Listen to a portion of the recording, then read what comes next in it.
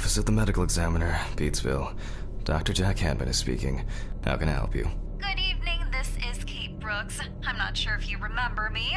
A few weeks ago, we talked about an article I'm working on. It's about your wife. I dropped by last Friday to speak to you, but you weren't working at the time. I asked the security guard to pass on a note for me. I would like us to discuss the topic of... I thought I had made it painfully obvious for the last time. No! Please don't call me again and stop inquiring about my wife. Damn journalists. They don't let me work. God damn it. I'm not in the best frame of mind to record a lecture for my students now. I'm feeling completely broken. Where did I leave my meds this time?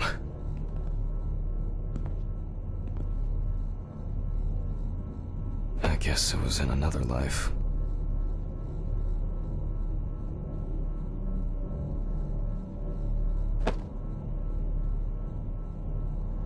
Wednesday. It's not my favorite day, although it's certainly better than Monday. Awful. It would be good to finally repair the coffee machine.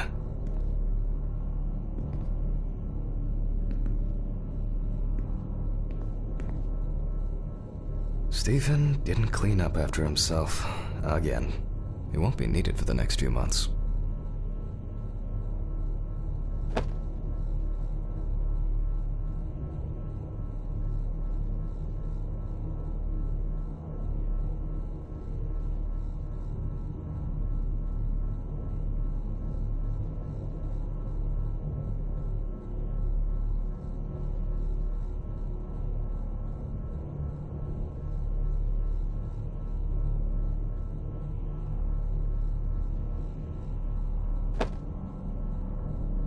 They definitely pay me too little for this.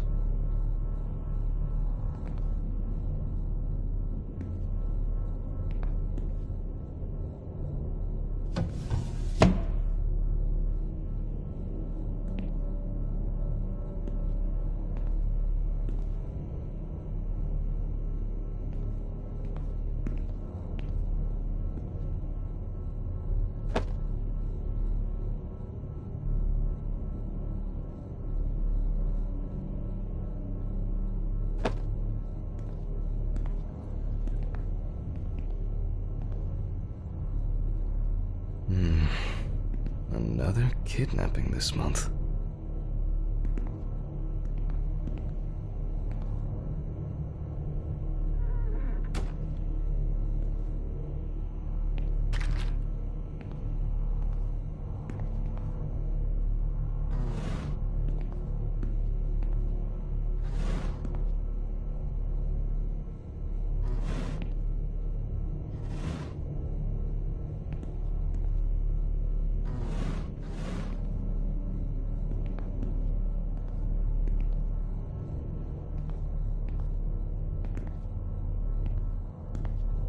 Not very comfortable, but suitable for night shifts.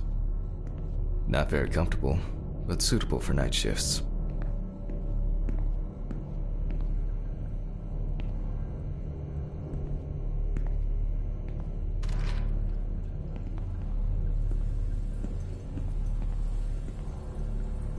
Only useful when I need to clear leaves from the gutters, but why in the bathroom?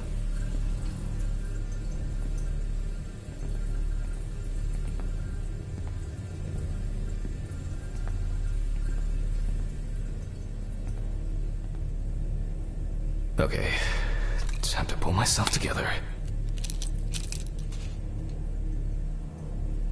And get back to work.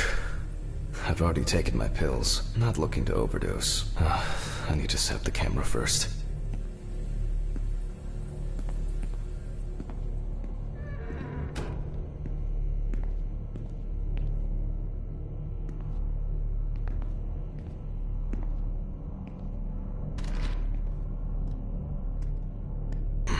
Now remember, Jack, don't forget, hit the record button this time.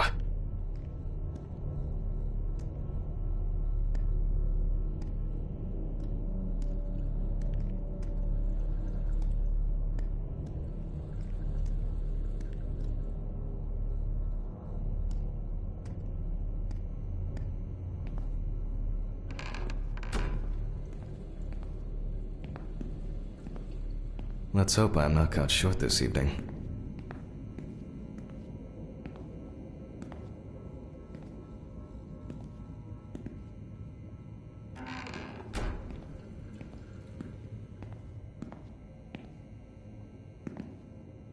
But the word is, the lab will be open tomorrow. Hopefully the new tripod is going to hold up.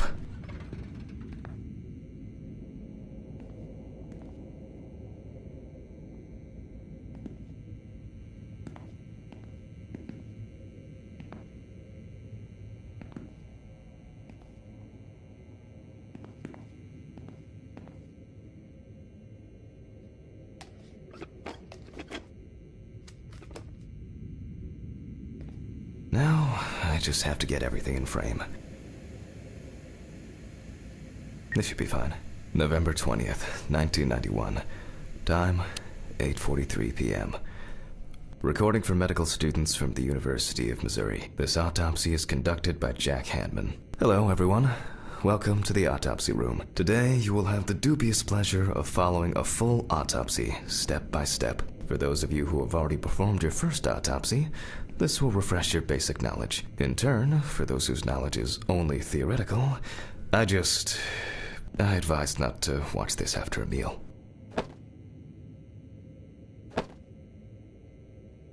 I wasn't sure it would amount to anything, but the World Wide Web has been a blessing for speeding up my work.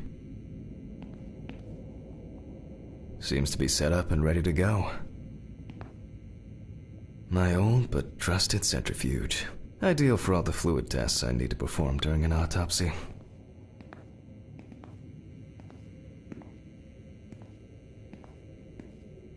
Let's start.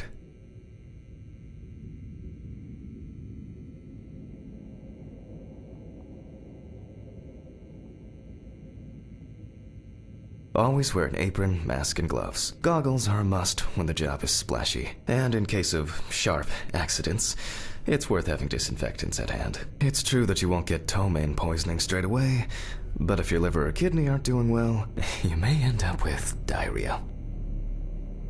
The cadaver is placed on its back on the autopsy table. The pathologist stands on the right of the deceased. Make sure that all the necessary tools are always at hand so that you don't have to run around looking for something, like I do all the time. In the process of revealing and securing forensic evidence, it is difficult not to interfere with the original condition of the deceased. Written and photographic documentation plays a vital role throughout the entire examination process. During your research, be patient, inquisitive, but above all, attentive to detail. Many entries are visible at first glance, but sometimes they can be cover for more interesting stories. And lastly, remember that nothing teaches you self-narration like working with the dead. So get used to that fact soon. Everyone will think you're talking to yourself. Now, onto the police folder. That will contain all sorts of pertinent information as to who the deceased might be and what potentially happened to them. So, let's take a closer look, shall we? The deceased's name is Tobias Chambers, locally known as Old Toby. Homeless and unemployed for at least a couple of years.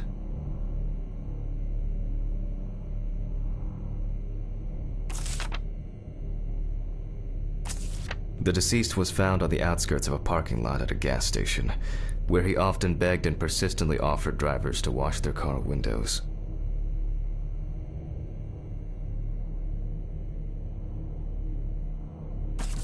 The body was noticed by a station employee during the morning shift. Initially, he thought that someone had thrown some boots and a coat in a nearby ditch. It took him a moment to recognize the pile of clothes as the body of a man.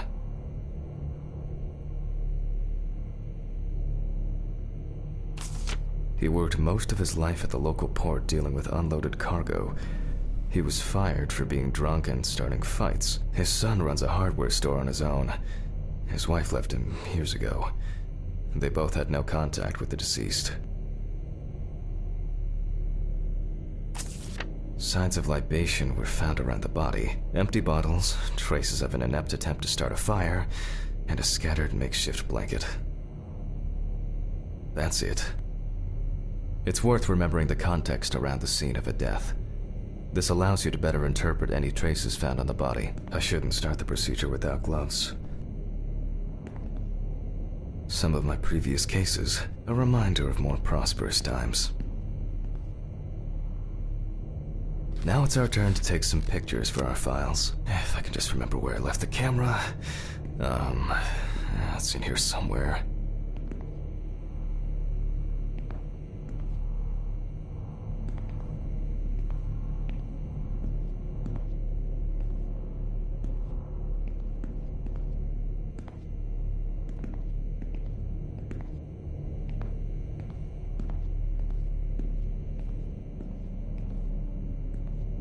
Aha!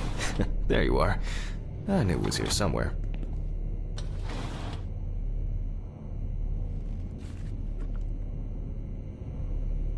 As I mentioned at the beginning, before we begin the internal examination, we need to document the cadaver and the condition it arrived in. We begin with a full body photo. Try and stick to the top-down rule, but this is not always possible. Let's keep in mind it's all about the legibility, not the perfect frame.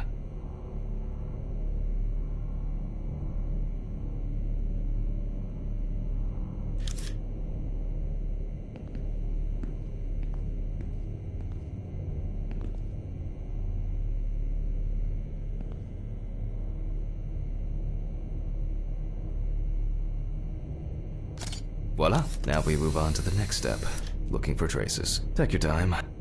Look at the corpse from different sides, from different angles, up close, and from a distance. You're looking for anything out of the ordinary.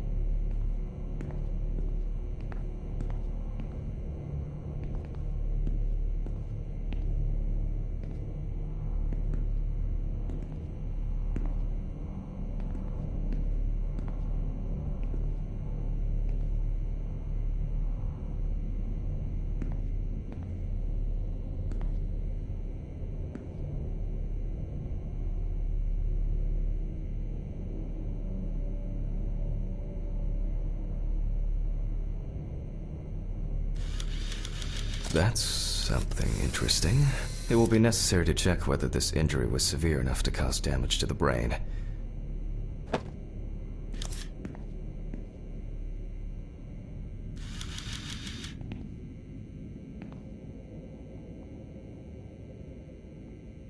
Some wounds in the feet and signs of frostbite, probably because the subject's shoes were too small.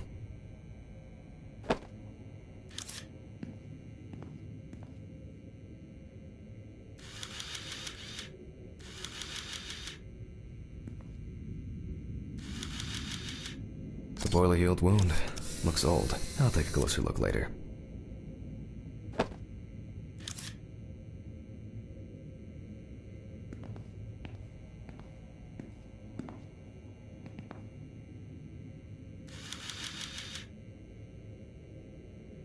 Hardened hands, worn out by physical work, and frostbite?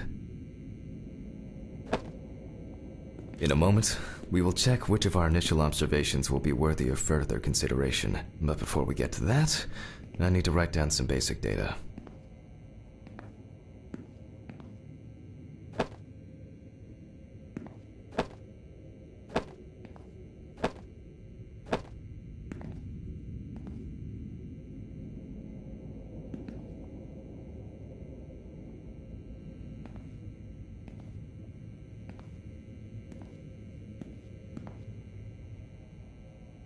Scalpel, scissors, syringe, magnifying glass, knife.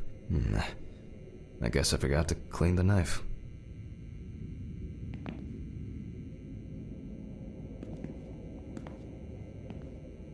Scalpel, scissors, syringe, magnifying glass, knife. I guess I forgot to clean the knife.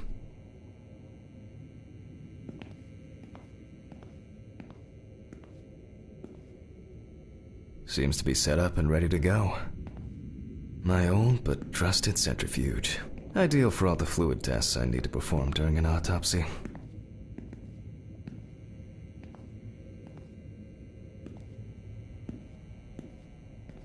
I wasn't sure it would amount to anything, but the World Wide Web has been a blessing for speeding up my work.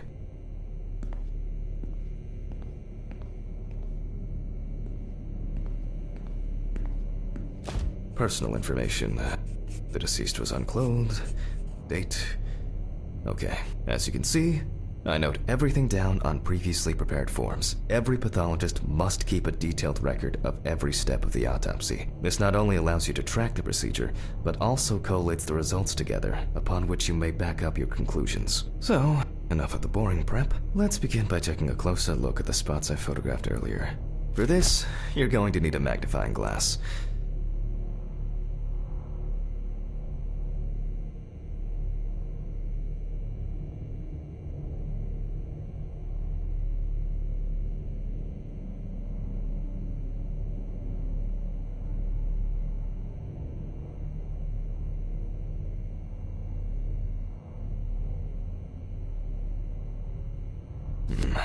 Which spot first? I can confirm the presence of ecchymosis on the deceased man's head. The appearance indicates the intravital nature of the wound. Add alcohol, which I can clearly smell, and this was an accident just waiting to happen.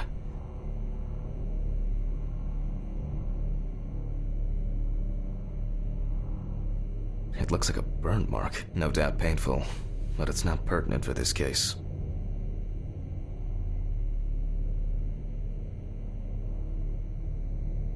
Here we can see frostbite on the fingertips. We can tell by the characteristic skin color.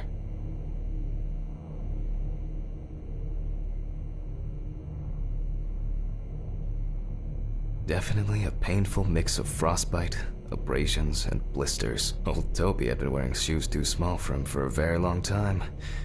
That's if he wore any at all.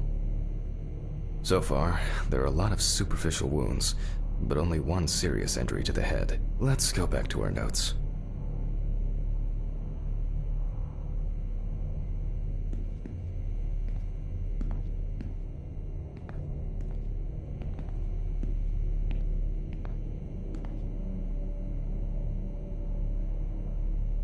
First, I mark the location of the injuries and make notes for each one. So, the head wound. Definitely an important clue. This is something we'll investigate first. Even though this type of wound didn't contribute to the deceased's death, we're still required to record it.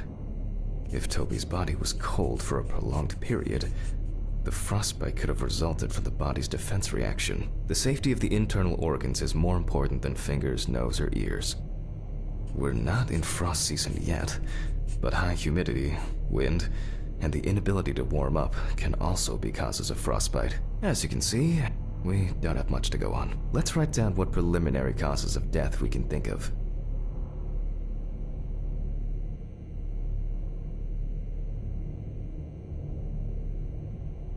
Various types of accidents are a common cause of death among the homeless and the elderly. Perhaps old Toby slipped and accidentally hit his head. This is of no interest to us. The nights have been particularly nasty lately. We will check if there are any signs of freezing internally. Considering the conditions in which he slept, his body may have become hypothermic. Since the deceased clearly smelled of alcohol, I'll add alcohol poisoning to our list.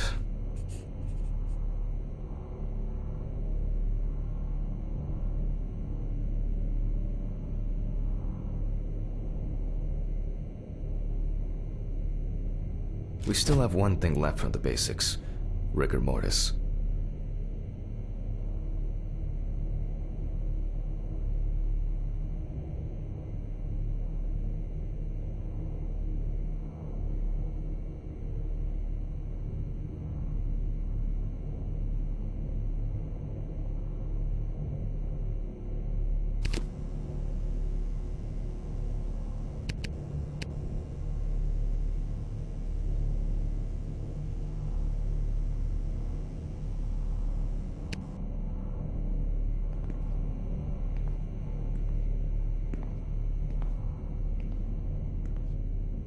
Seems to be set up and ready to go. It's been a while since the eye wash in this thing was changed. It's probably a health hazard now.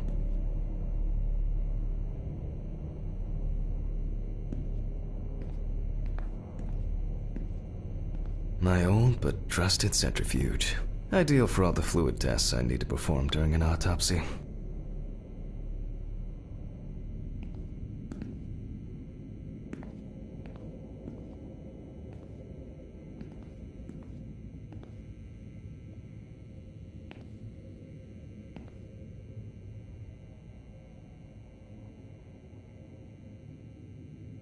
Well, we take our deceased by the hand. Gradually we raise it.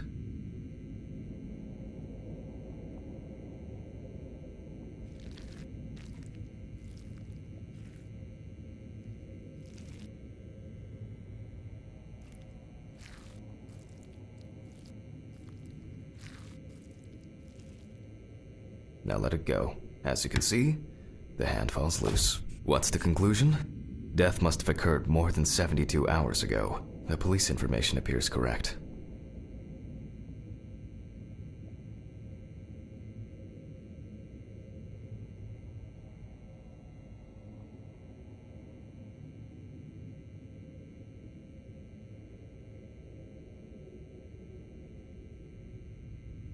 Head trauma seems the most promising, so we'll start there. For this, I need an oscillating saw.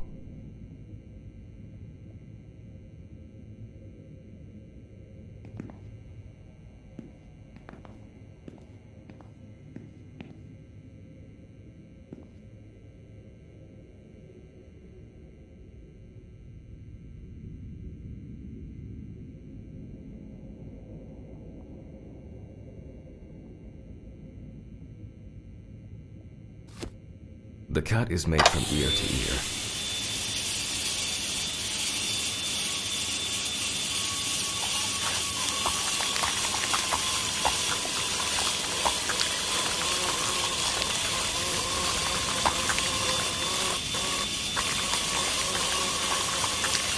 After which, we remove the skin and the top of the skull. After the basic examination, we can see that the brain's cerebral gyri in both hemispheres are symmetric. The brain looks good. Let's take a cross-section.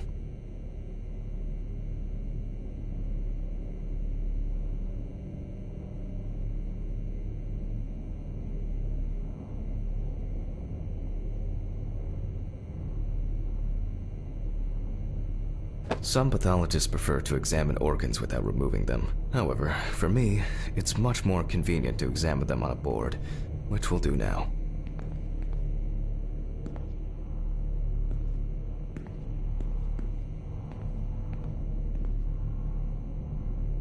Holding a long, narrow blade knife in the dominant hand, we slowly cut the cranial nerves on both sides, all the time pulling the brain towards us.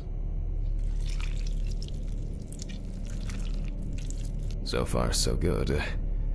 The hematoma seems to have had no effect on the brain.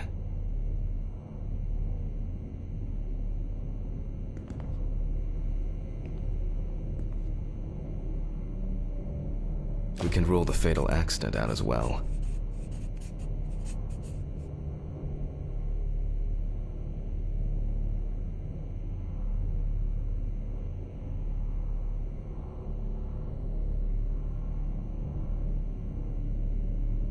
Brain is in good condition, so we have no choice but to proceed to the internal examination of the other organs. I grab a scalpel from my kit.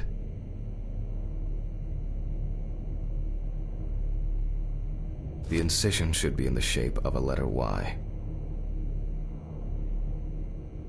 We use a deep cut to reach all the way to the ribs and to penetrate the abdominal wall.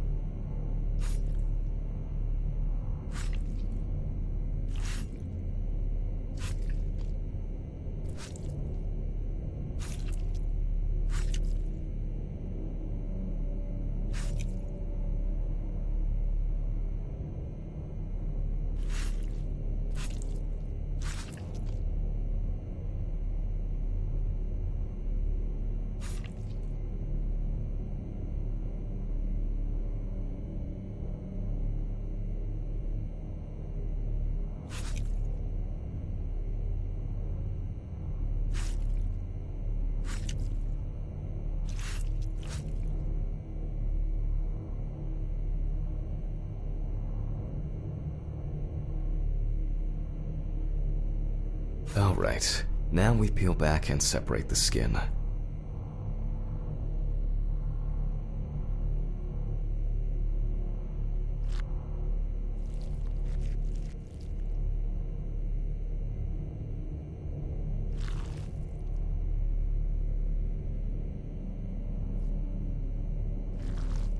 Now, we need to remove the ribs. We'll need the loppers for this.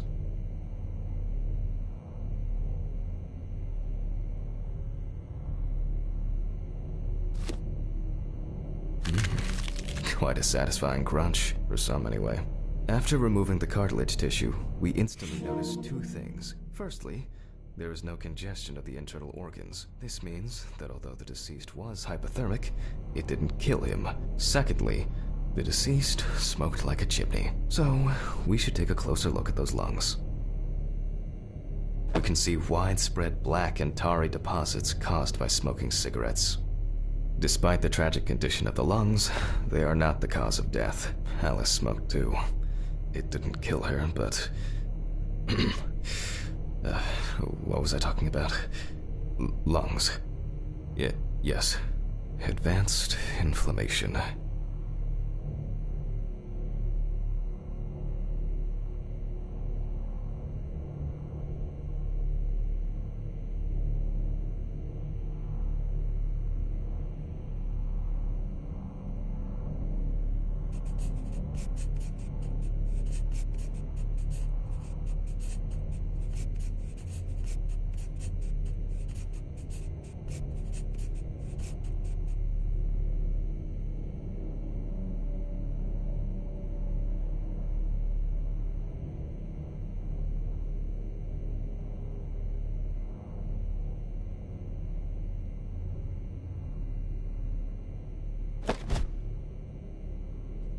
What now?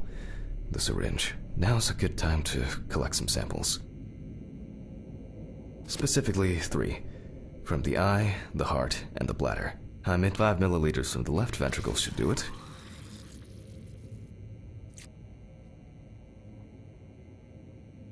Vitreous humor analysis is very useful in indicating long-term alcohol abuse. Now from the bladder, we draw about 10 milliliters of fluid. Now we take our samples to the centrifuge, but before I do that, I need to find my notebook. My dyscalculia means that I always double-check the settings. Please excuse me while I run and fetch it.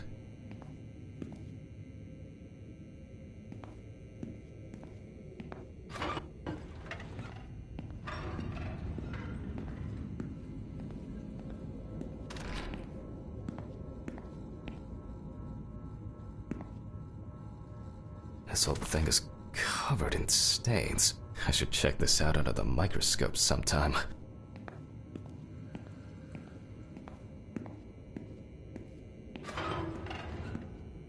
Let's get back to the examination. Seems to be set up and ready to go. We put all of the samples into the rotor.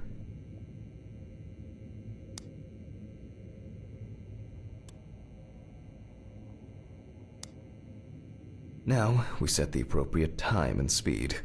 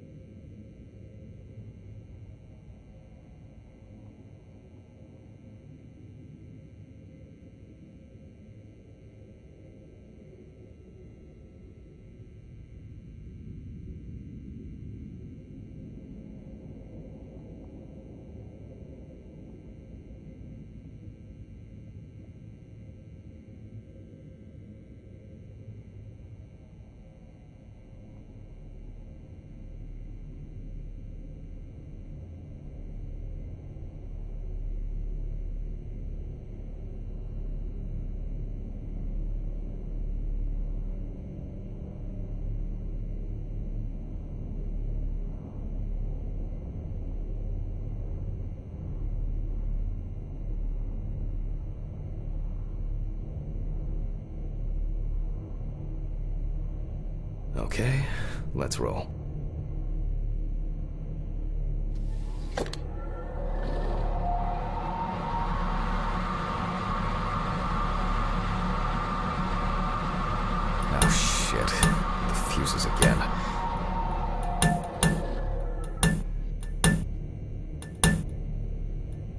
Where were we? Oh yes, the blood alcohol concentration. Let's see what we've got here.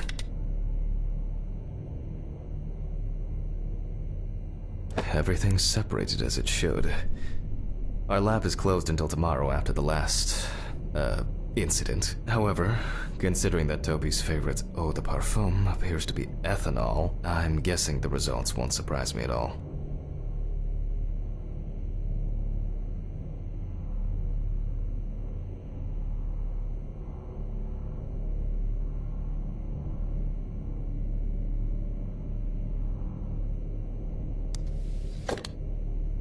Let's go further. We will now focus on the cardiovascular system, specifically the heart. We remove the organ and examine it closely. We look for dark hypoxic areas, clots, or other elements that stand out as abnormal. At first glance, the heart looks fine. The pulmonary trunk and aorta seem to be in good condition. There are no pathological changes that would have contributed to Toby's death. Now let's take a closer look at the stomach. Size is normal, healthy, and as expected, the stomach has no major external damage. We must now cut it open and inspect inside. We will do it carefully so that its contents do not spill out.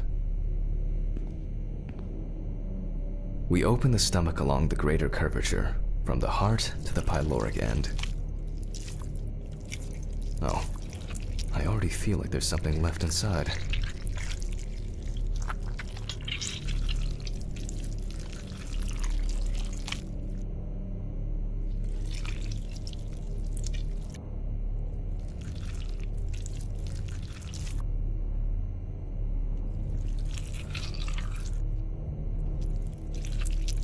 Okay, large amount of gas, small amounts of yellow, grayish food content, resembling some kind of meat. Either our deceased hadn't eaten in days, or the bulk of his stomach had already found a way out. Looks like I'll have to find the missing contents.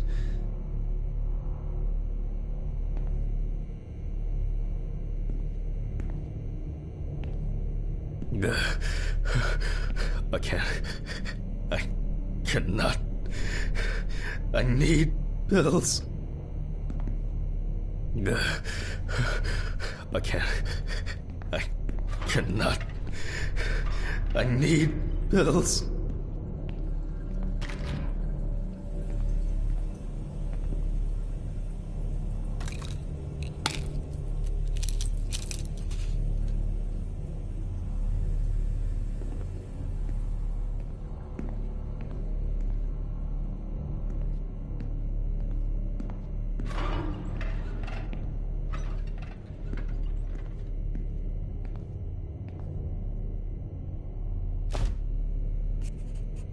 There are two ways here. One is obvious, and the other is...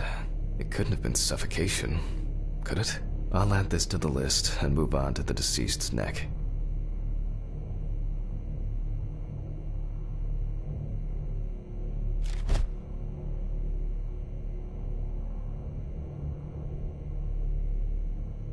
At first glance, the trachea looks normal. Same result as with the stomach. The external inspection doesn't tell us anything. This time we'll cut on a tray. While cutting such a small organ as the trachea, we must make a precise incision. To be able to cut with the very tip of the blade, we must hold the scalpel as we would a pen.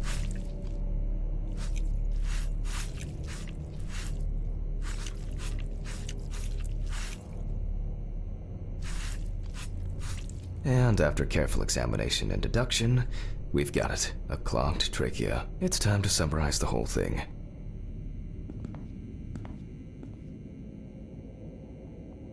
Based on the report and preliminary documentation, it's safe to assume that the deceased passed out after consumption of alcohol and then fell asleep on his back. Then, the gastric contents refluxed and flooded the airways, causing death.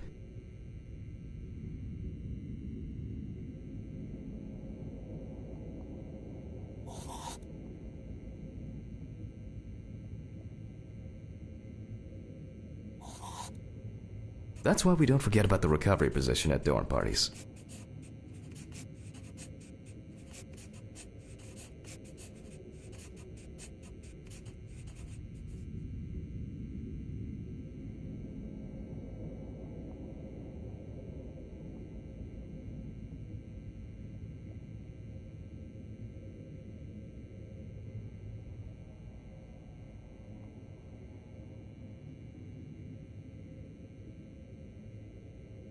And now it's all clear.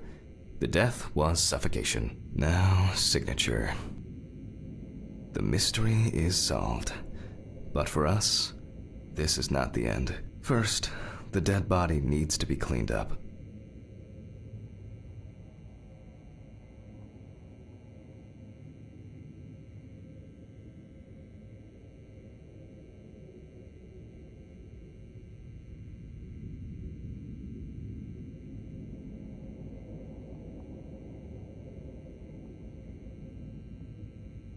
For this, we will need to close the body and grab the needle. First, we unroll the skin flaps.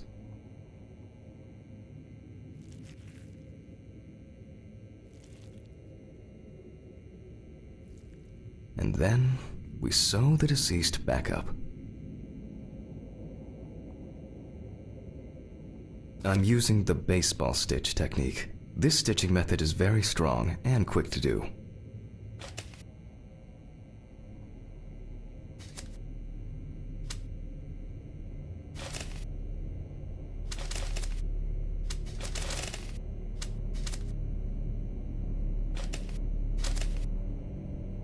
Beautiful. Now we say goodbye to the deceased and put them safely in the fridge, ready for the next stage of their journey.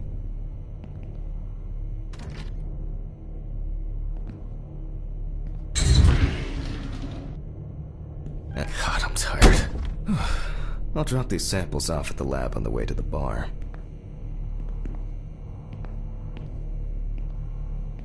Scalpel, scissors, syringe, magnifying glass, knife. I guess I forgot to clean the knife. I'll call Steven. I don't feel like drinking alone today.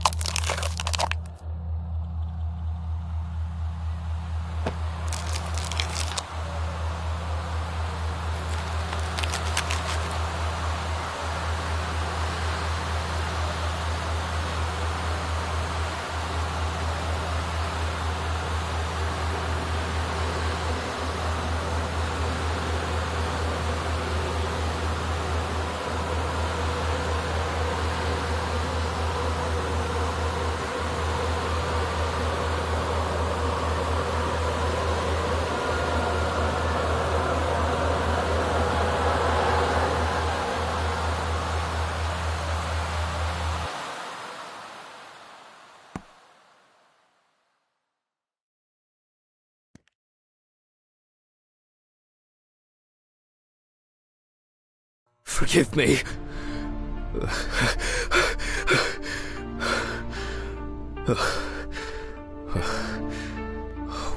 What?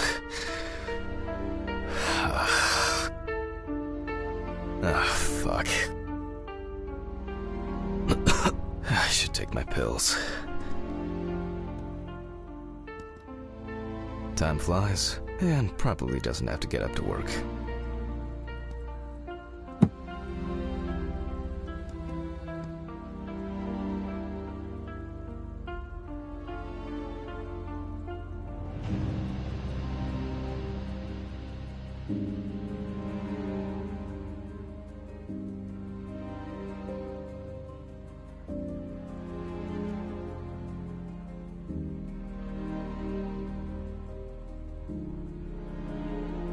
It's been almost a year.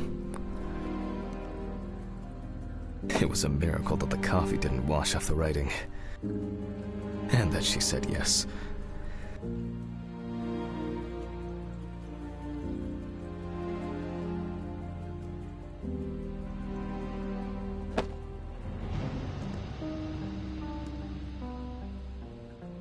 She got it for her first day of work, and she broke it the same day. She said it was for luck.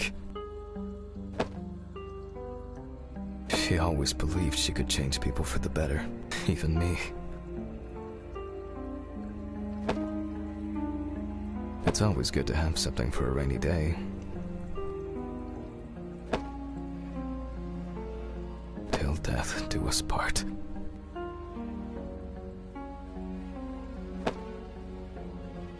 I wasn't able to support her through this.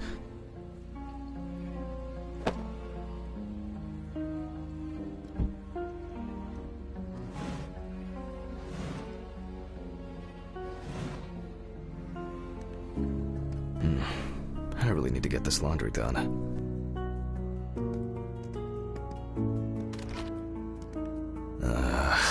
So much light everywhere.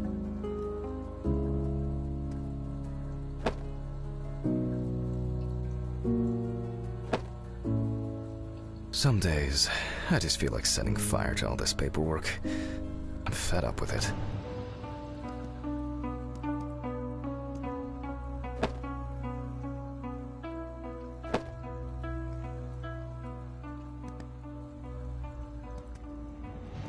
An indispensable element of every office. I should really try and read a few of these.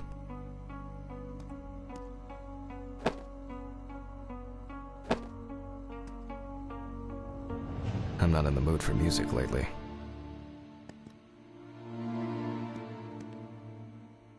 The remnants of last night's binge with Steven. I'm not sure if it's still edible. I still feel uneasy. At this time, Alice would probably be sitting here reading a book. The view isn't spectacular, but why does that car look familiar?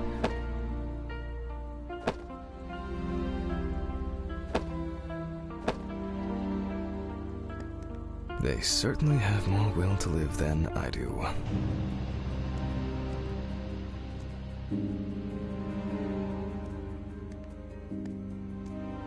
Menu for today: dinner in town and takeaway coffee.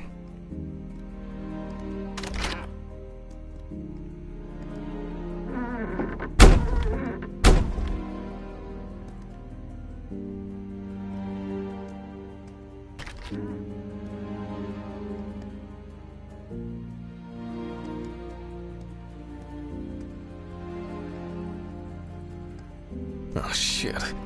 Almost left the door open.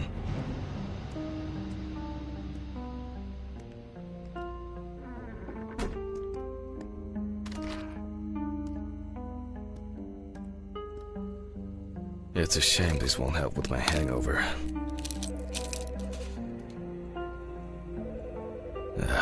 The fucking phone. It's just too dirty to use.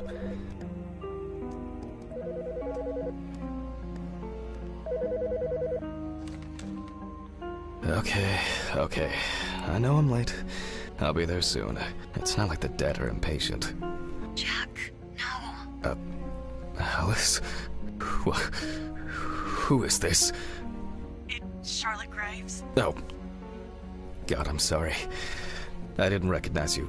I thought it was work calling. It's okay. I hate it when work calls me at home, too. How is everything? We haven't talked since... you know. Well, there are good days, and there are bad days. What can I say? At least I can hide away at work. Well, you always were the most comfortable in the dissecting room. Listen, I have an unusual request.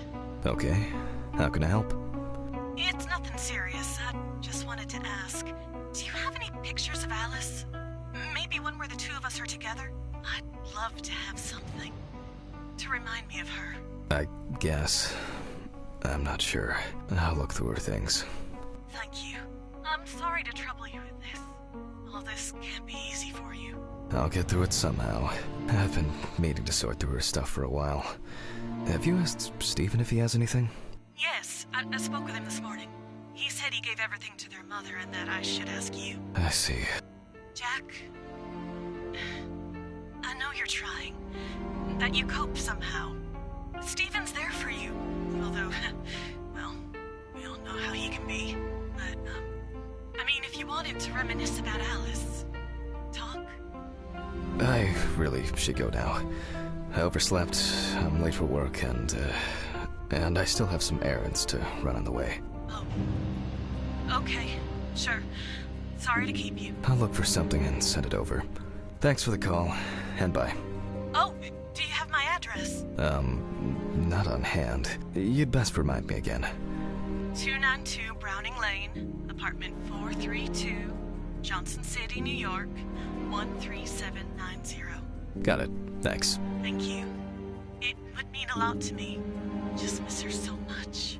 Yeah, me too. And that's okay. Really, no problem. Thank you. Take care, Jack. You too, Charlotte. It was nice to hear you. Well, that was a bit unexpected. I should probably find something to send.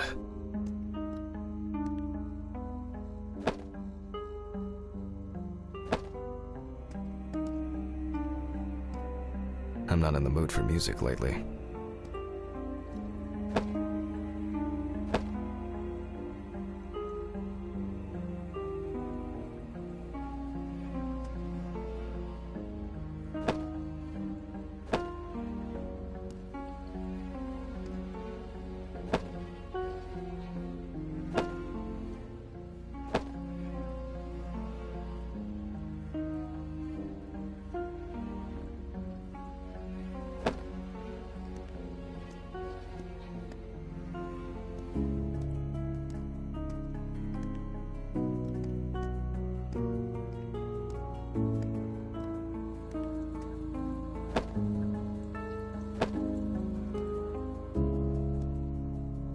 It hurts too much to look at these, but I can't throw them away. Time flies, and probably doesn't have to get up to work.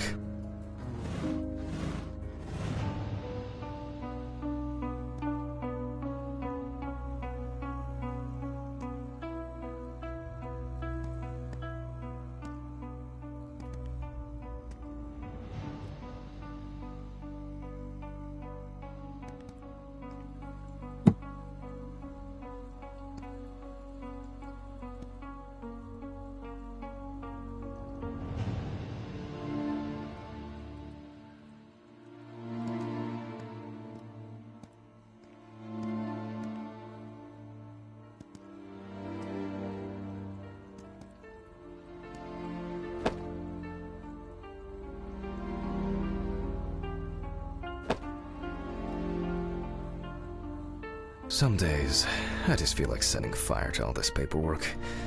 I'm fed up with it.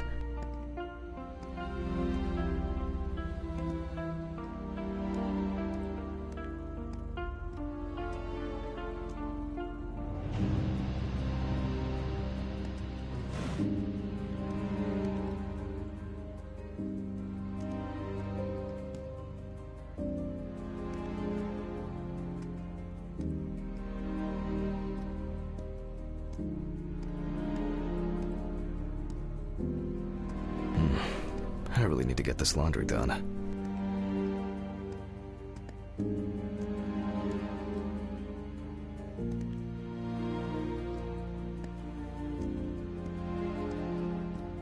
Nah, I'll shower later.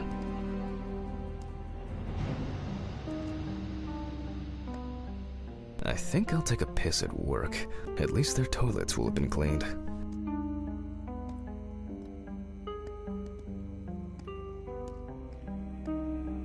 The remnants of last night's binge with Stephen.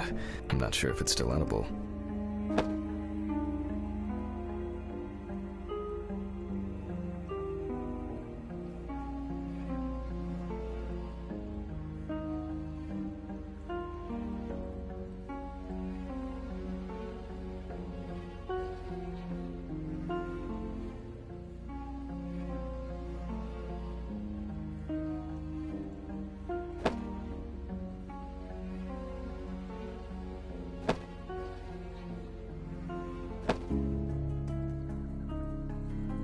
I still feel uneasy. At this time, Alice would probably be sitting here reading a book.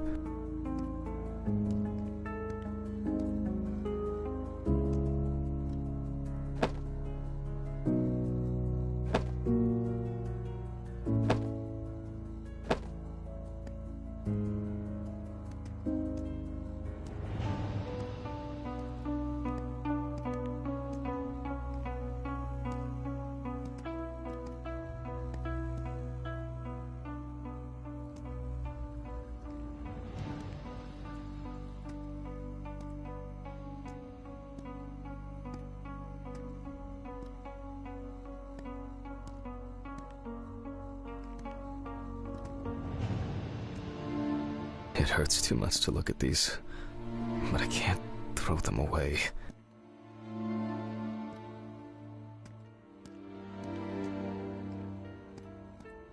Alice didn't like this portrait.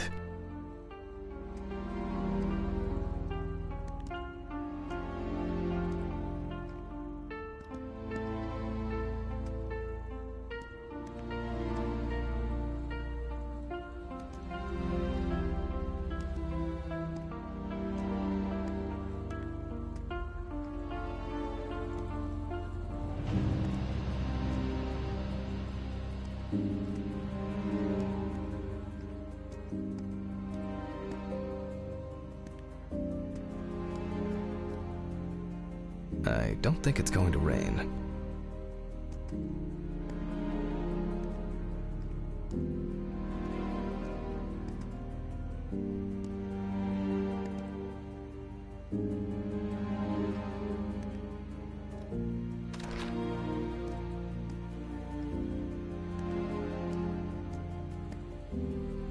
Alice used to joke that smoking near plants made sick.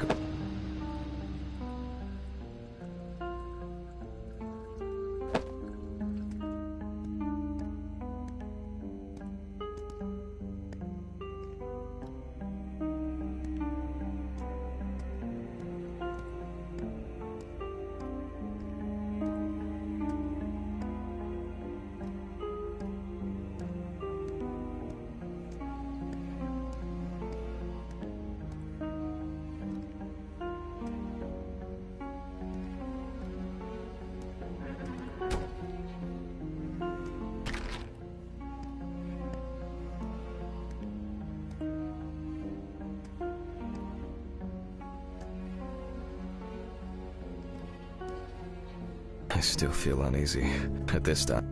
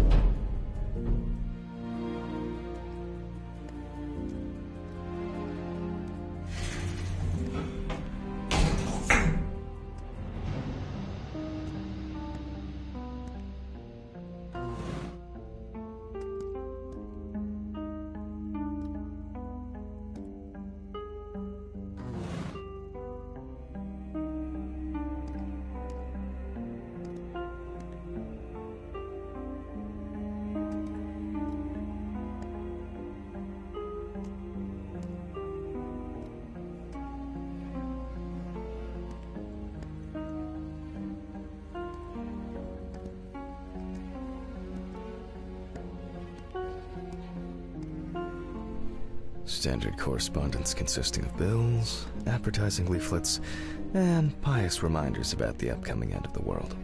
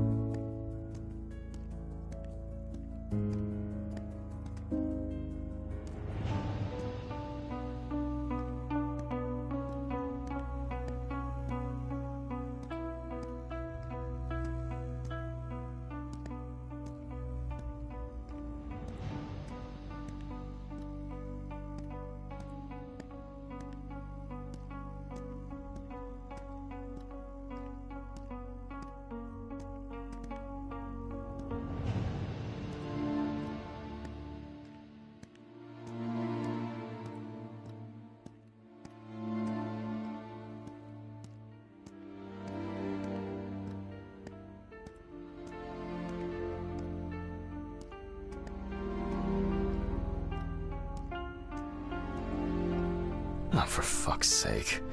Maybe they'll finally fix that door.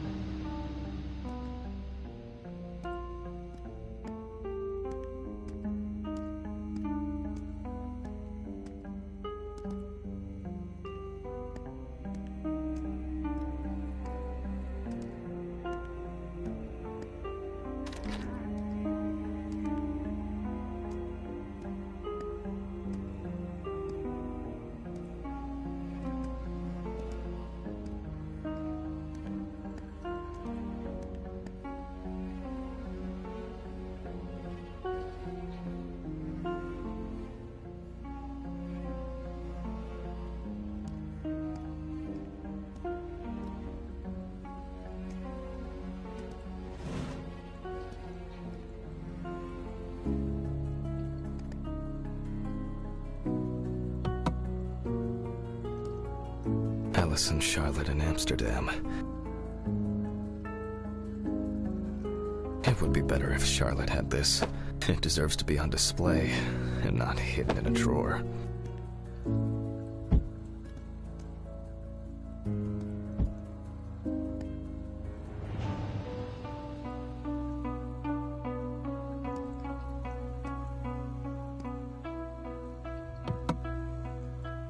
These were from Thanksgiving. Stephen invited me. I was going to give them to his mother, but then I met Alice. That was the first time I saw her.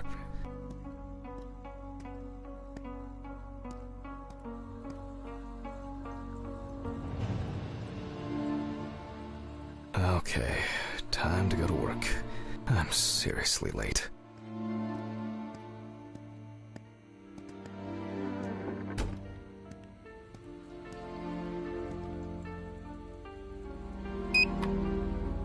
I should grab some coffee and aspirin on the way.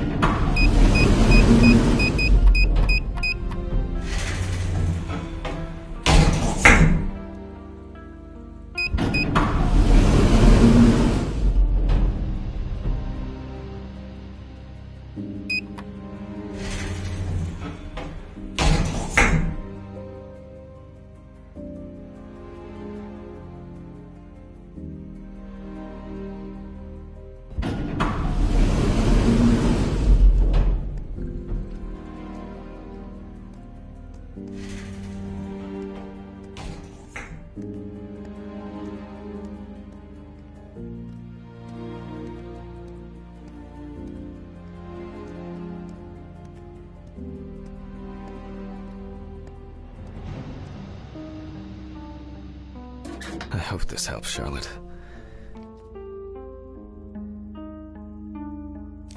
Okay, all done here. Time to go.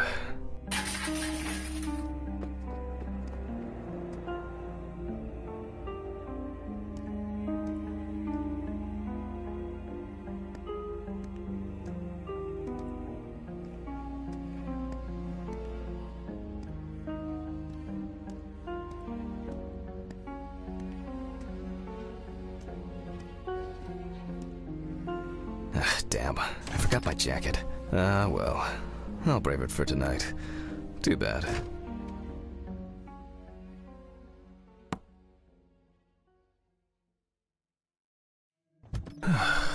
Nice and fresh. At least it's peaceful here.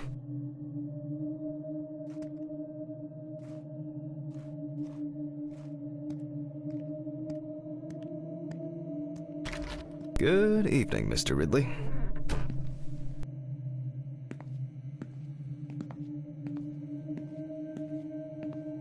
Has Steven delivered the body? Mm-hmm. Did he leave it where he usually does? Uh-huh. As always, it's a real pleasure talking to you. If you say so.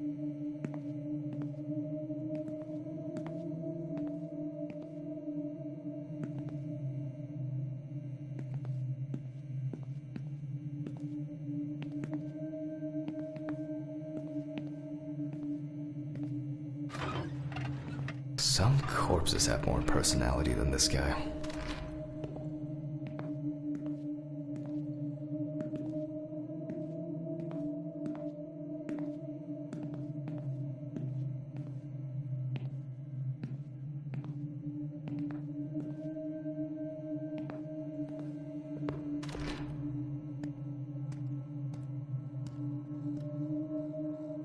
I don't see any need to mess with the electrics. They are flaky enough as it is.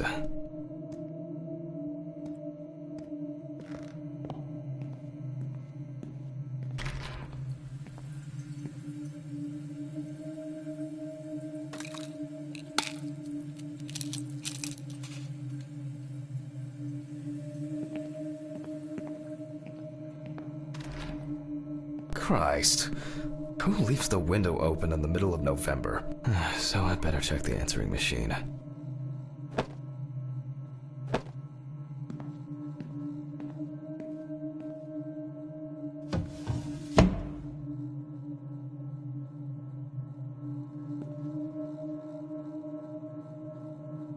Due to a lack of preparation, this time the lecture will be improvised. Mom always said not to accept sweets from strangers. Hi, Jack. I dropped by a little early today. I left the body with Ridley in the corridor. He wasn't sitting in the locker then, so maybe he'll even throw him into the room. Well, how are you doing? Yeah, I mean, it's your first birthday without her, and...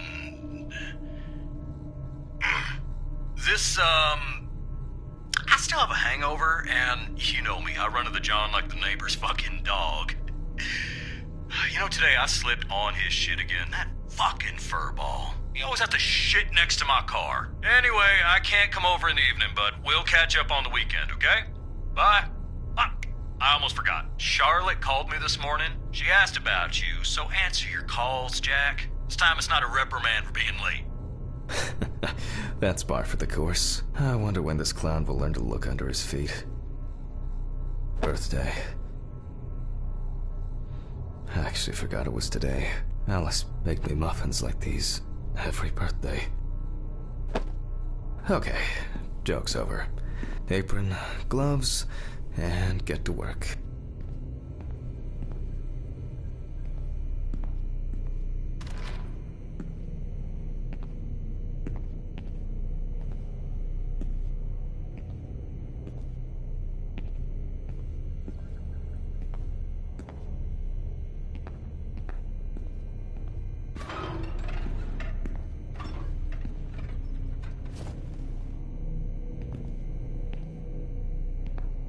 I need to order another batch of these.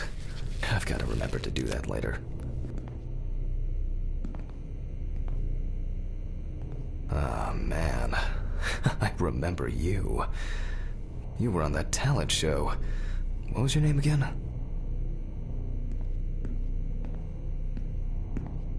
Steven laughs at me for recording everything. He says I have a bigger collection of stuff like this than most of the creeps he's caught.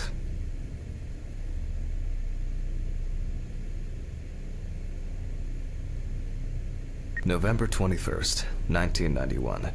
Time, 9:13 p.m. The autopsy is conducted by Jack Hanman. Lecture for the Medical University of Missouri. After yesterday's lecture, you should already know the ins and outs, so today we'll be consolidating our knowledge. So, where do I start? That's right, the lease folder. Ah, yes, Samantha Barker. Now I remember, there's probably going to be a lot of chatter about this.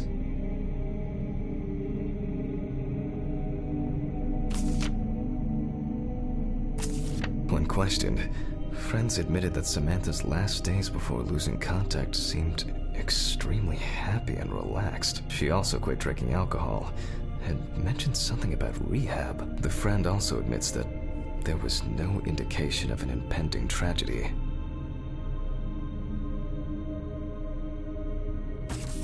The deceased was found in her own apartment, in a semi-recumbent position on an armchair. Large quantities of alcohol and empty packets of sleeping pills were also found in the apartment.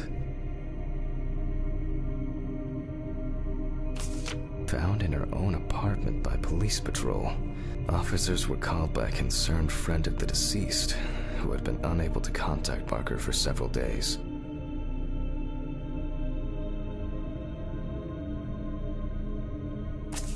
During the interrogation, a friend of the deceased admitted that Samantha never got to grips with the sudden fame that came after winning such a high-profile talent show.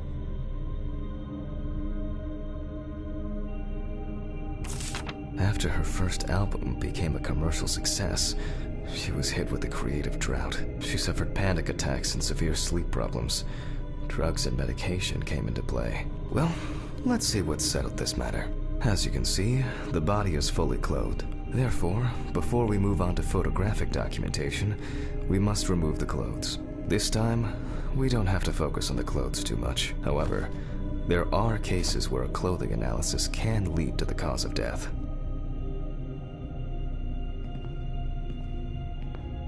Okay, now we can continue with the examination. Again, begin by taking photographs of the cadaver. I guarantee that over time it will cease being embarrassing for you. First, we photograph the whole body. And now, any suspicious-looking marks or wounds.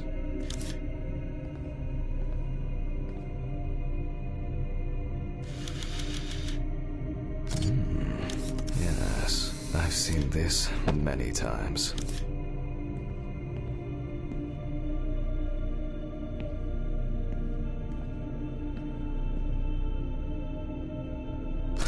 Well, there's even more here.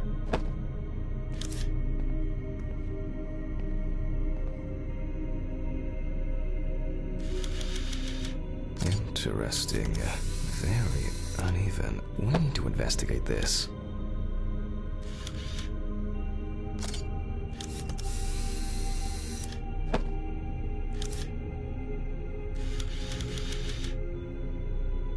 You don't get such bruises from a normal contusion. A few we will need to look into here.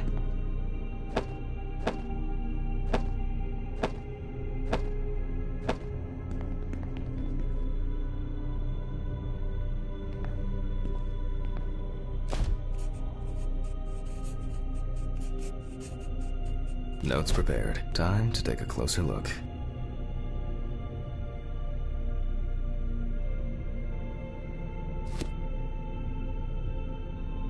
Some furrows have imprinted more strongly, others less, as if someone was, undecided.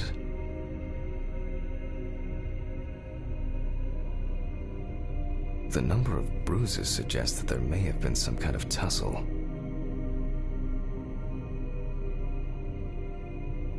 Such bruises are caused by either a very heavy blow or by some internal issues. And here's something interesting. The skin of the deceased is covered with numerous blisters. Some of them are ruptured. Others still contain fluid residue.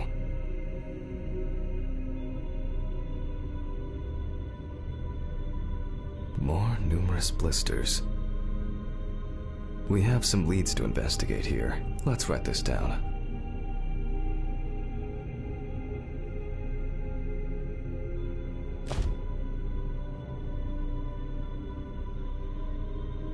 On the neck of the deceased, we can see clear furrows, indicating that strangulation may be the probable cause of death. Currently, it's difficult to say whether the bruises were the result of a beating or whether it could be some kind of internal bleeding. In general, such blisters usually appear in the case of mechanical abrasions, but due to the place of occurrence, this should be excluded. The most likely cause of such skin changes is the high concentration of barbiturates in the body. Although it's easier to have abrasions on your feet, but the number and size of the blisters suggests that it's probably a matter of barbiturate poisoning. Given the condition of the deceased, it's difficult to tell immediately whether the bruises were the result of a struggle or perhaps the result of iron deficiency.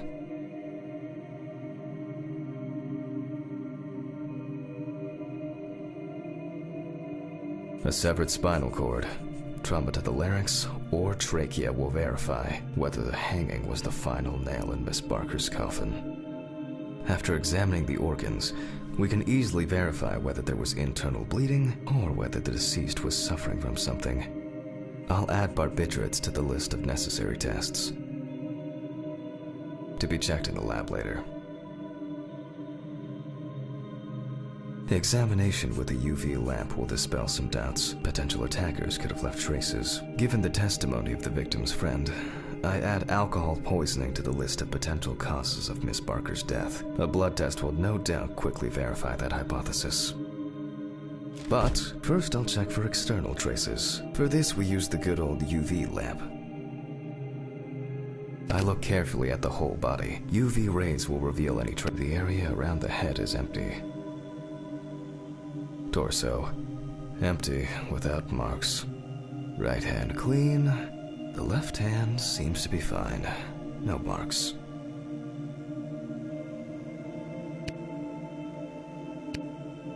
Legs, there's nothing here. Well, nothing to surprise us here. Now gently, we take the deceased by the hand.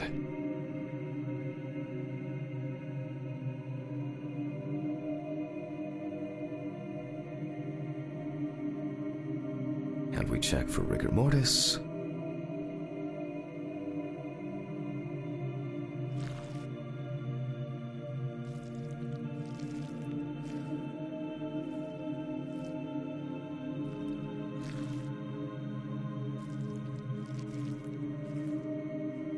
Again, the hand falls freely. Since we don't have a definitive lead, we will examine all the key organs one by one.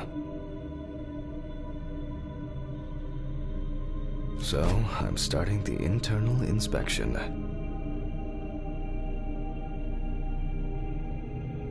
I dissect the skin of the deceased.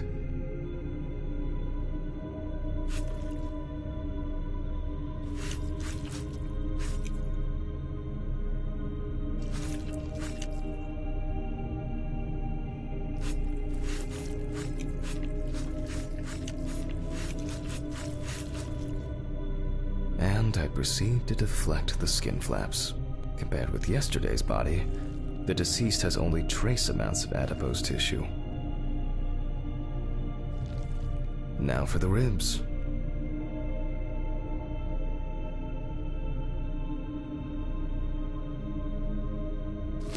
What do we have here? Or rather, what don't we have? There is certainly no sign of internal bleeding. Before I disembowel the deceased, I will take samples for toxicological tests to determine the alcohol content in the body. I just need my syringe. Just to be sure, I'm taking samples from 3 organs: the eyeball, the heart, and the bladder. Analysis will rule out, or confirm, alcohol poisoning as the cause of death.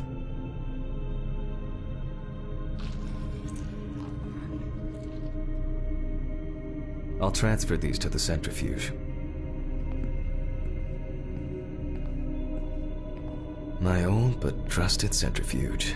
Ideal for all the fluid tests I need to perform during an autopsy.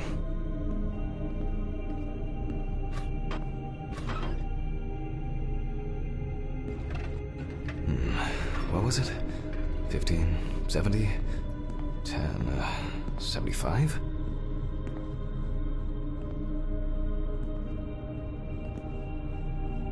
Numbers have never been my strong point. It's probably why I regularly forgot birthdays and anniversaries. I'm lucky Alice always forgave me.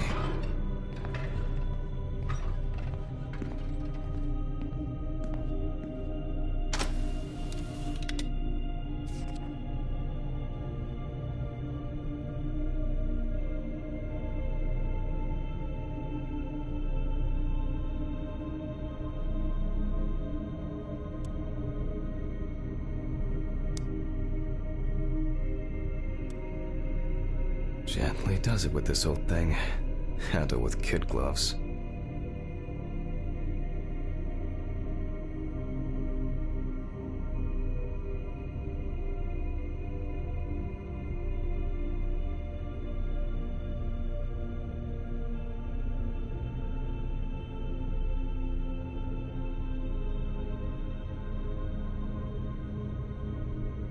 I'm starting the centrifuge. Let's see what results come out.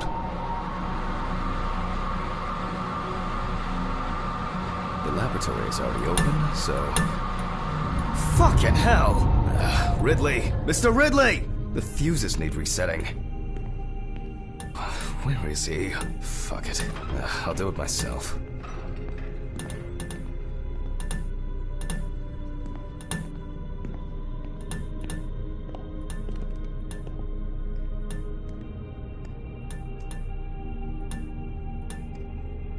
First the right, and then the left. Your other right, Jack.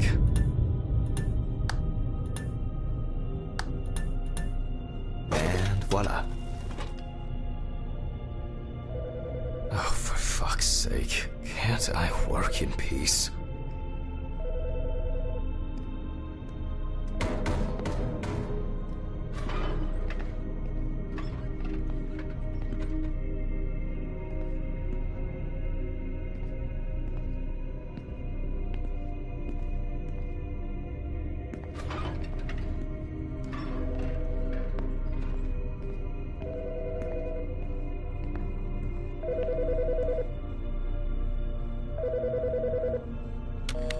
Jack Hanman speaking.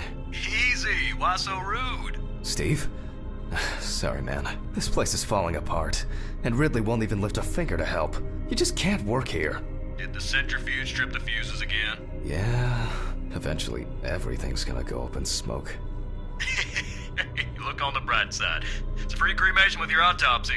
Jesus, stop it. That shit pisses me off. Okay, sorry, Jack. Anyway, I'm calling to ask how the autopsy's going. Soon there'll be journalists sniffing around for info, so we'd best be ready. I'll whiz through this in a couple of hours. It doesn't look like a complicated case to me. More of a formality. The report will be available in the morning. Sounds great. Thanks. Phew! How's your head? Well, my head seems better than yours. On the way to work. Holy fuck! What? What's happening? Quiet!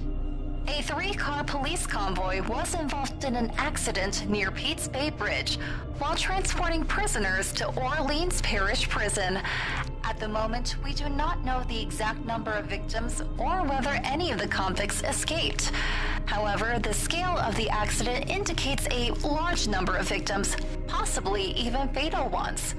Police are on their way to investigate the incident and secure the area. We know that the injured prisoners are on death row. The police were to transport them to their execution, which was to take place tomorrow morning. Many of them are very dangerous criminals. We will report on the matter on an ongoing basis, so stay tuned with us. What? Steven, was Red Pete one of the passengers? He was, wasn't he? What if he survived? Jack, I have to go. You want me on site? What if he survived? I gotta go. Talk to you later, okay? Fuck. Calm down, Jack. Pills. I need my pills. You heard him, Jack.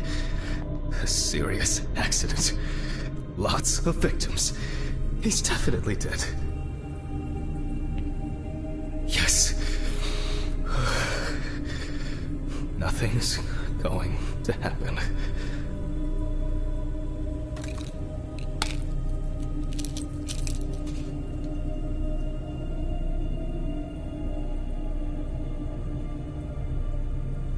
Christ. I've got to get back to work.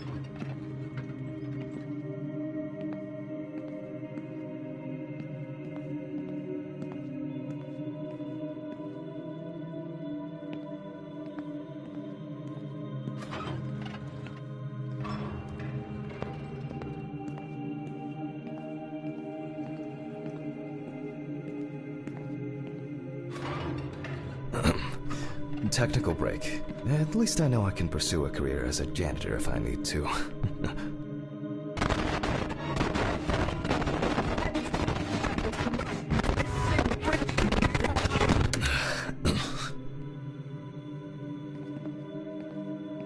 Alright, let's see if we were able to get anything out of this piece of crap.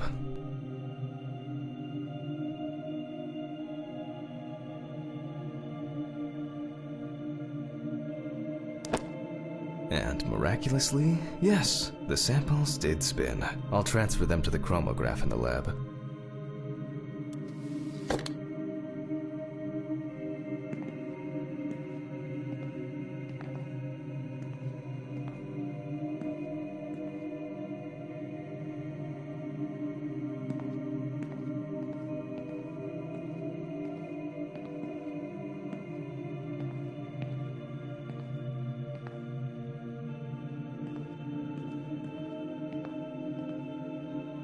I wasn't sure it would amount to anything, but the World Wide Web has been a blessing for speeding up my work. Alright, let's load this up.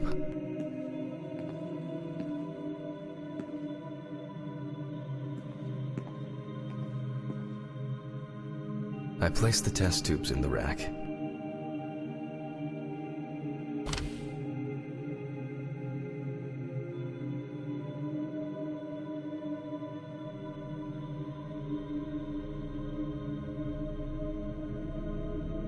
Now, just take 5 milliliters from each.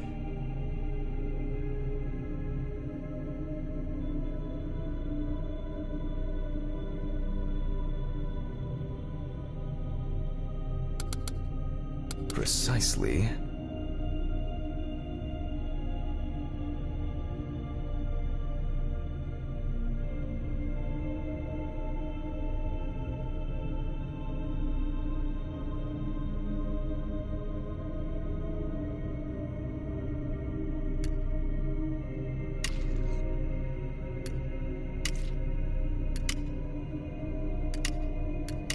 And the next.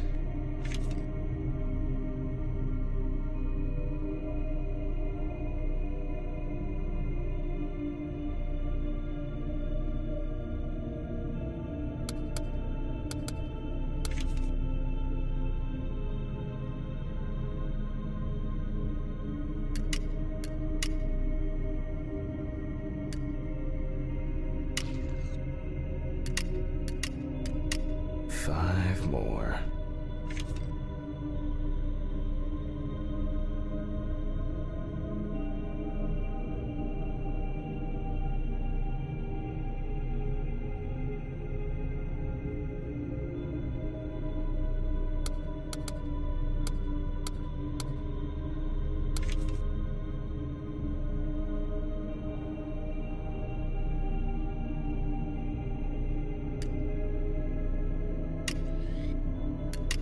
we put the prepared sample into the machine.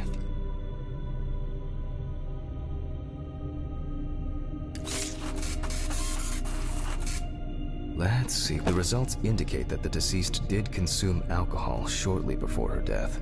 However, this is not an amount that could cause poisoning leading to death, just slight inebriation. I can return to the body and continue the rest of the examination. The chromatograph results show that we can eliminate alcohol poisoning from our list of potential causes of death. However, remember that alcohol can affect the functioning of the entire body. It disturbs the heart rhythm, accelerating its rate, and dilutes the blood, which may result in more severe bleeding in the event of an accident. Also remember that alcohol affects the metabolism of drugs in the liver, which I'll now look at in more detail. First, I'll take samples from the liver and the heart to test the concentration of barbiturates in the body.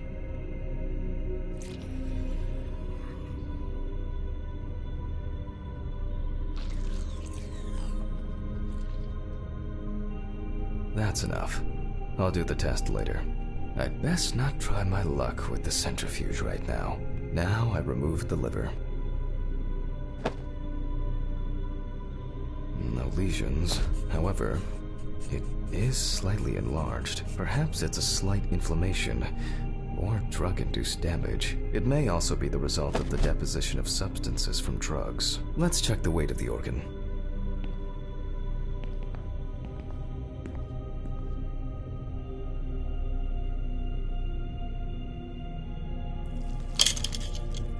The weight is 1,300 grams. The liver is enlarged.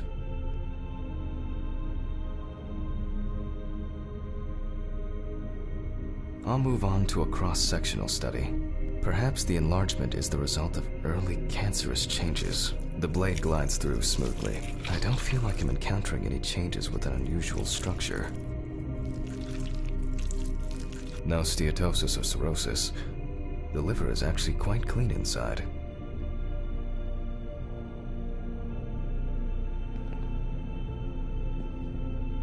The liver is basically healthy. We already know that the deceased didn't abuse alcohol. The question is, what about drugs or other substances? I move on to the heart.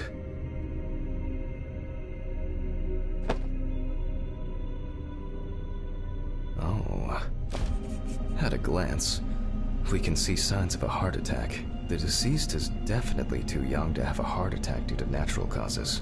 The liver is enlarged, not from alcohol poisoning, and the heart looks like it has collapsed. So, I guess we need to go to the centrifuge and check for these barbiturates.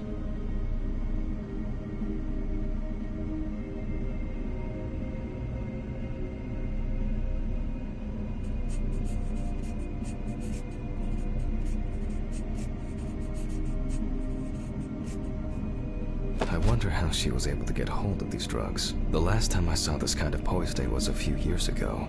He was a middle-aged guy. He took his medication and forgot about it. So he took another pill. He forgot again and took another one. And another one.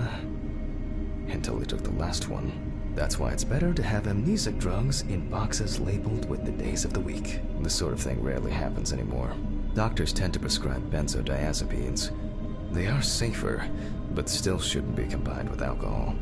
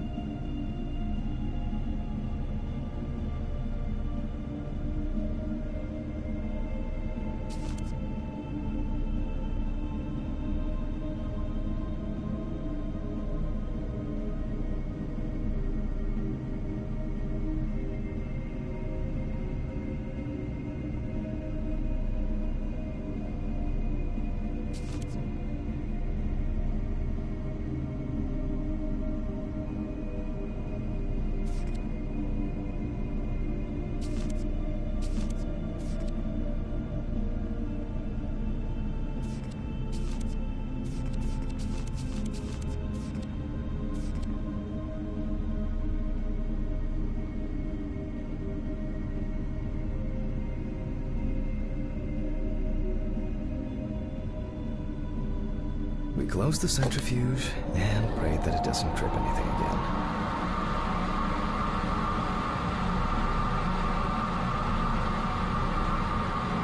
It looks like our luck is in.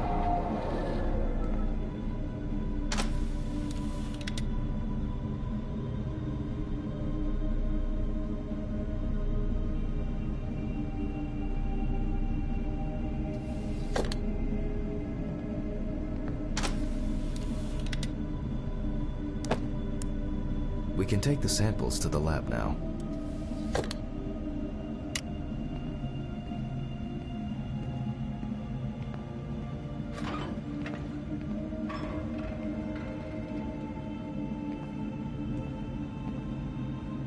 Okay, 2 samples this time. 6 milliliters each.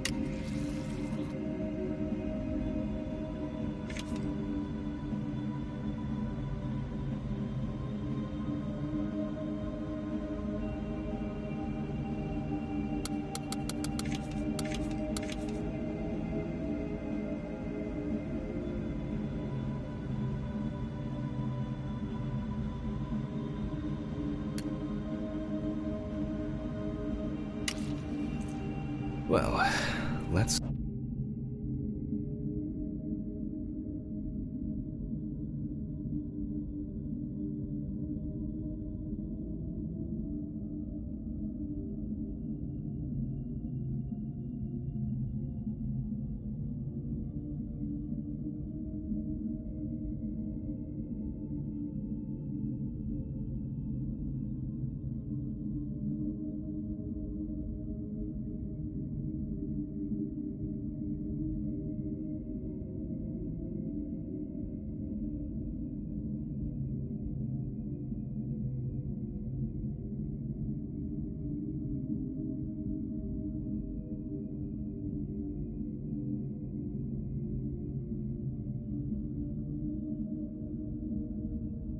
see how much of it we find.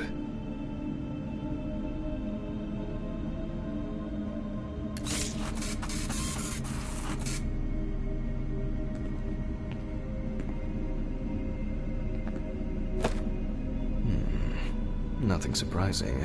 Significant amounts of phenobarbital metabolites of hepatic origin. Looks like I'll have to check the contents of the deceased's stomach.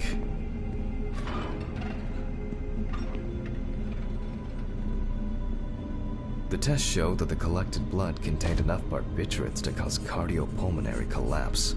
The question now is whether it was an accident or a deliberate act. I'm proceeding to examine the stomach. Before extraction, I ligate the entire organ to prevent its contents from spilling out. Okay, I'm now cutting out the organ, which will move to the board for dissection.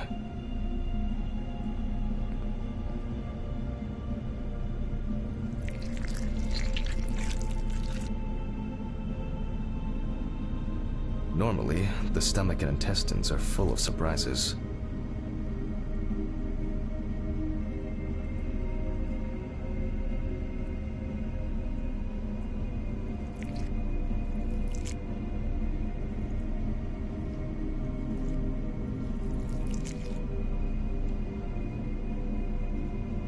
But not this time. We see remnants of undigested food and a dense mass of pills. You don't take this many drugs by accident.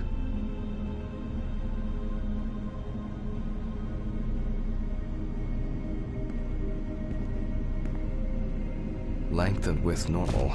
No obvious pathological changes. Undigested drugs found in the stomach of the deceased. The direct cause of death was probably an overdose. I'll check the rest of the organs, and then the nervous system. We'll see how significant the marks on the neck are for the whole case. Lungs are normal, no lesions. The victim was probably a smoker, but was unlikely to be in any serious danger. The deceased's trachea is normal, complete patency. No food or fluid. The deceased's intestine is normal, no clear pathological changes. Abdominal cavity checked off. We can check the brain.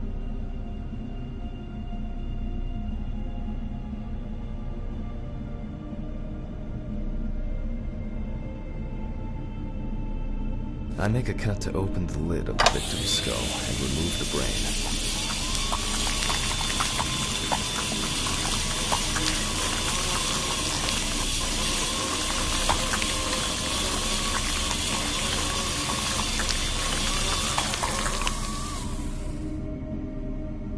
Brain is normal. No obvious lesions. Alright. I need to dissect it on a board.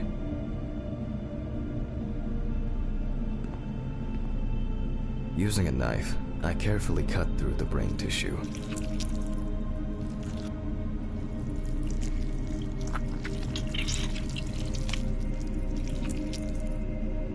As expected, the deceased's brain is in excellent condition. No discoloration or changes due to hypoxia. There is still the matter of the marks on the neck. They look superficial, but who knows? Maybe the spinal cord has been severed. I need goggles and a saber saw. I think the goggles were in the desk drawer.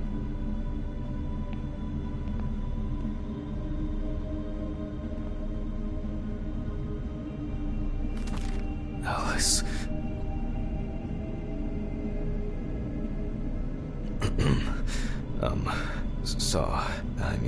Saw. Oh. I know. I probably left it in the basement after its last cleaning.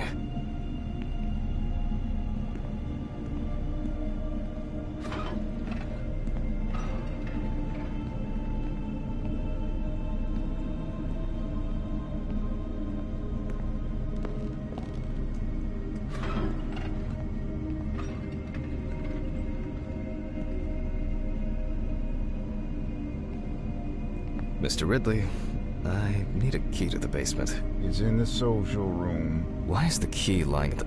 never mind. Thank you. Hey, Hammond. Did you hear about the convoy? Well, maybe you'll get a chance to relive your glory days and catch Red Beat again, huh? Let's hope there won't be a need for that. If only he could put that much enthusiasm into his work. I get the feeling that searching through this rubbish is more pathogenic than working with corpses. Please, may this be the last trip.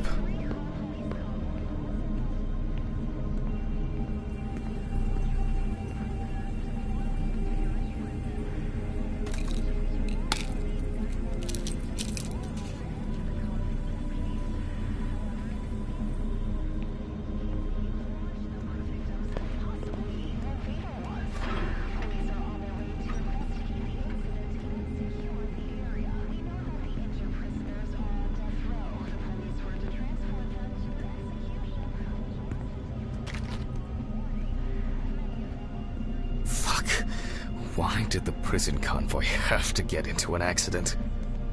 Jack, take a deep breath.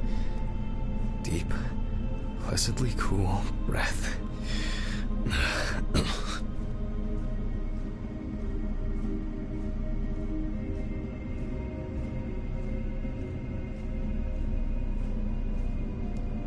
You're nearly finished with the autopsy. Then you can go home and rest. I'll check. Fuck! It's jammed! Doesn't anyone do maintenance around here? Damn hatch. Damn Red Pete.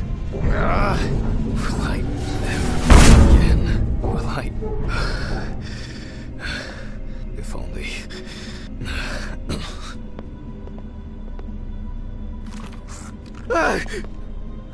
Forgot this thing was standing here. It would be easier if I put things away properly. Damn student lectures and their fucking props.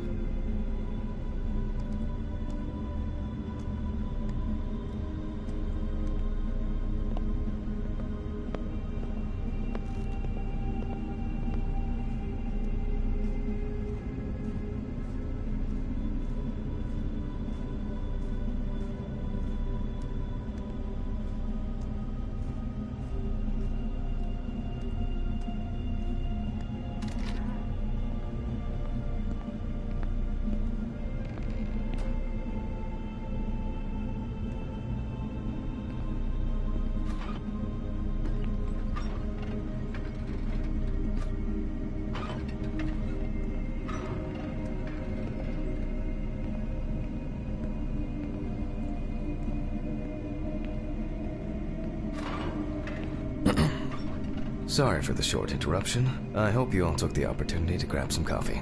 And now that I have everything I need, I'll move on to revealing the spinal cord.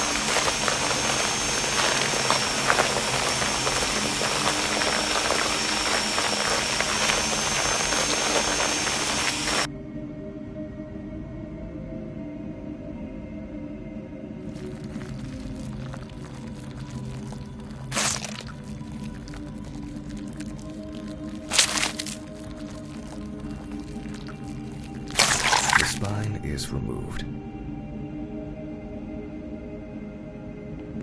I can see that the spinal cord was not severed. This shows that apart from the marks around the neck, hanging didn't negatively affect the condition of the deceased. Ladies and gentlemen, almost over. Now, to sum up and tidy away the body.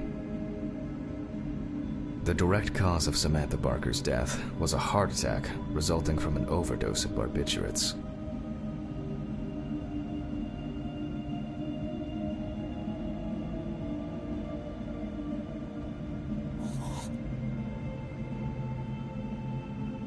Traces found on the body suggest that the overdose was a deliberate act, following a failed attempt to hang herself. The autopsy found no evidence or genetic materials indicating that death could have been the result of an attack. Third-party involvement must be excluded. Autograph, and we can start sewing.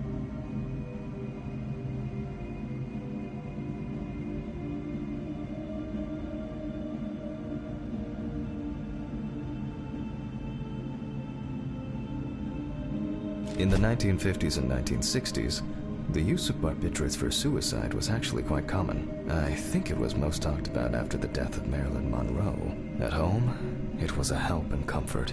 On death row, a farewell to the convicts. Well, that's the way it goes. It isn't the drug, but the dose that makes the poison. Well, we're done for today. Thank you for your attention.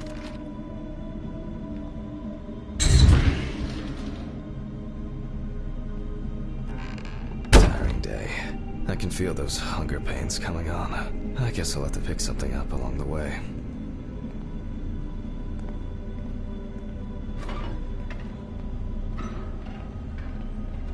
A nightcap will do me good.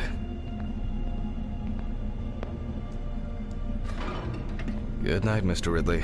The police will pick up the body and accompanying documentation in the morning. Sure. I guess there are actually two things in this world you can be certain of. Death and Ridley's reluctant attitude.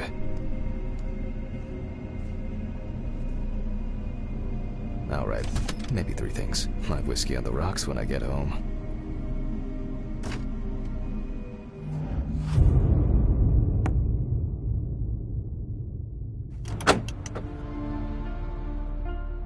So cold. I guess I should have brought my jacket to work.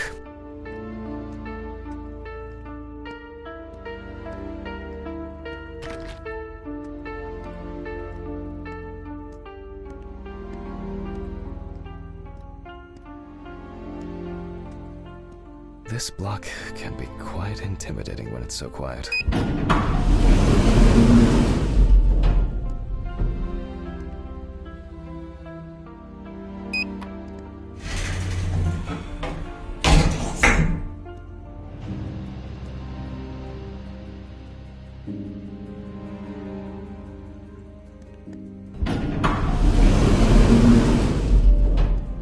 What? What? What the fuck? But I locked it. I'm sure of it.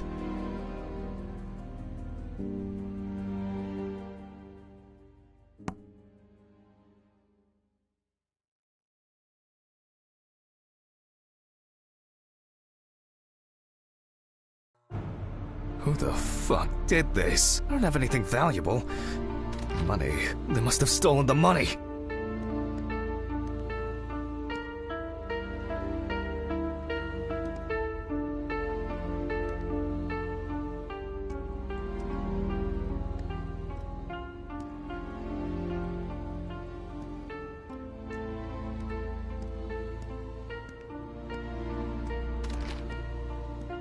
Great. That's all I need. Fuck! What if it was Red Pete? Where? I need my pills. I can't get my thoughts together.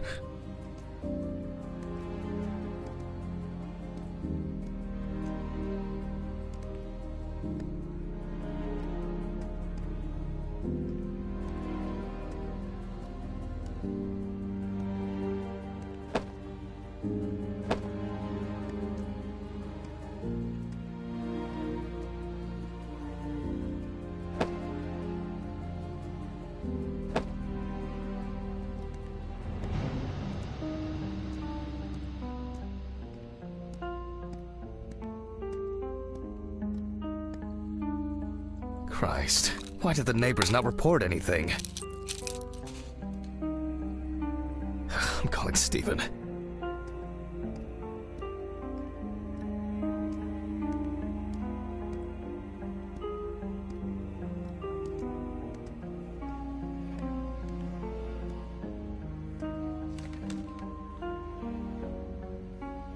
Stephen? Now, Jack, I told you I'm going for a drink with you for another night in a row. That's not why I'm ringing. Although I could do with one. Someone broke into my apartment. What? Did anyone see anything? Have you called the police yet? No, I don't think so. Anyway, no one contacted me. As for the police, I'm calling right now, officer. All right. Do you want me to head around? Look for any trace evidence? I don't know. No, I guess not. Honestly, I don't have the strength to deal with it right now. I just want to lie down. Are you sure? Because it's no trouble at all. I think so. I'm sorry. I just wanted to calm down a bit. I don't know. That's probably some stupid joke. Only money was stolen. Money? From Alice's box? Oh, fuck. Listen, I can come over. I have the key. I'll drop by, do what I need to do, and you go get some sleep. No, don't trouble yourself. Lately, I've been just so tired and distracted. I don't know. Maybe I forgot to close the apartment door on my way to work. If anything else is missing, I'll let you know and call the police. All right. Just make sure you close it tonight. If you see anything weird tomorrow, let me know. Whoever did this may be watching you. I don't think anyone is dumb enough to come back. You're probably right. Take care, Jack. If you need anything, call me. I promise I will. Thanks, Stephen. Sorry to bother you again. I've just been all over the place lately. It's not a problem. Good night, Jack. Good night. I guess I should clean this shit up. Where to start? There you go. To be honest, I could leave it like this. I'm glad this didn't break.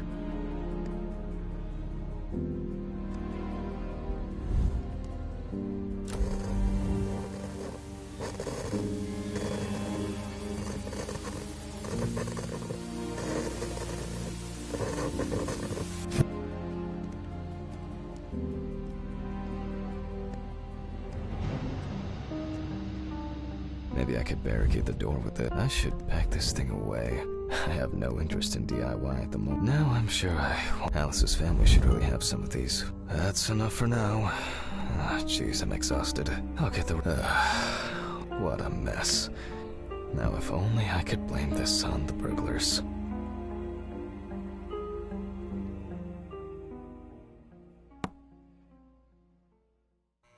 That's enough. I need to quickly change and finish getting ready.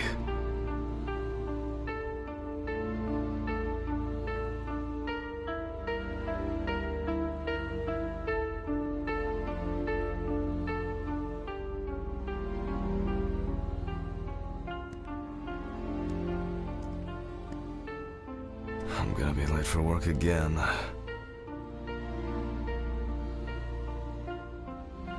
Got my keys, got my files. Check.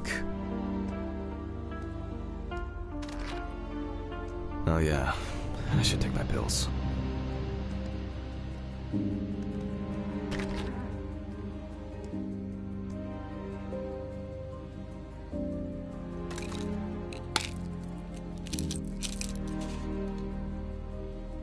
feel like it takes me forever to finish these things.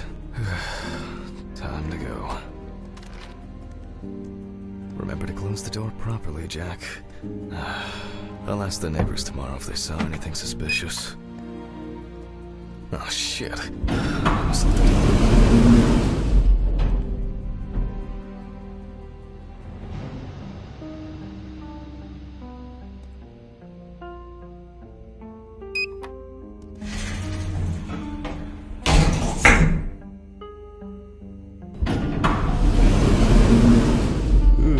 I wonder if Ridley fixed the coffee machine.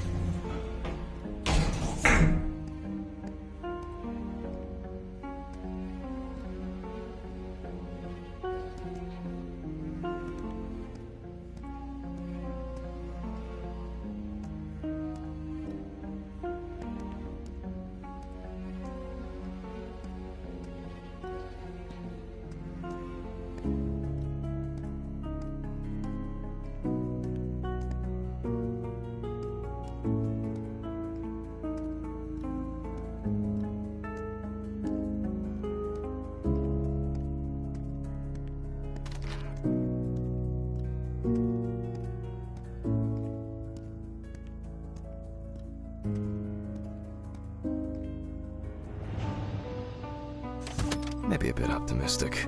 I'd better grab a coffee on the way.